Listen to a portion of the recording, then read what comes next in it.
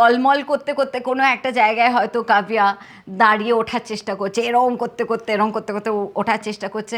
কাবির পেছনে বল খেলছিল, হঠাৎ দেখছে ও কিছু একটা চেষ্টা করছে, হঠাৎ ওর মনে হলো না আমার এন্টারটেনমেন্ট দরকার, তখন ও এসে গেল, তারপর ধূপ করে ওকে ফেলে দিল, ও পড়ে গেল, পট করে পড়ে গেল, তারপর থপ করে বসার পরে হঠাৎ ভাবলো যে মা কী হলো, তারপরে কিছুক্ষণ পরে হ্যাঁ করে কেঁদে উঠলো। আর ভীষণ টেম্পোরারি কান্না, বাচ্চাদের একটা মজা আছে ভীষণ, মানে মনে হয় যে নাটকে কান্না যেরকম হয় না, যে একদম নাটকীয় কান্না, ওই সময়টা একটু করলো, তারপরেই ভুলে গেল, আবার নিজের মতন করে হামাগুড়ি দিতে দিতে তখন কবিরের পেছনে যেতে শুরু করলো। আমি বললাম, দাঁড়া তুই কী করছিস, কোন দিকে যাচ্ছিস, সেরকম একটা ব্যাপার।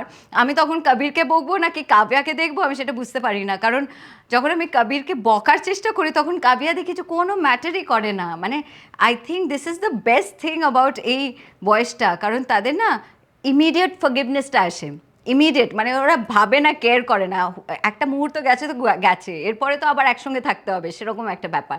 সেটা আমার মনে হয় ভগবান করুক যেন চিরকাল এরকমই থাকে।